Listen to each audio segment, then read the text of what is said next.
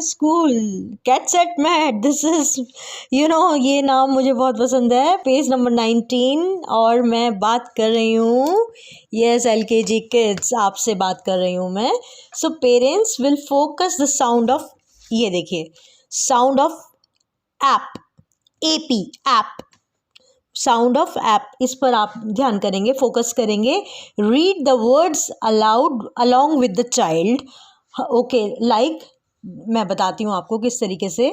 क app cap, ट app tap, म ऐप मैप, न ऐप नैप। आप देख रहे हैं इसमें ऐप की साउंड आपको बिल्कुल क्लियर सुनाई दे रही है।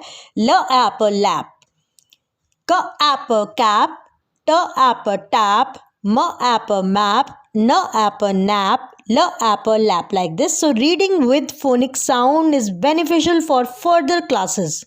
ये बिल्कुल beneficial होगा आगे की classes के लिए। हाँ, through this activity child will be able to read the lines independently.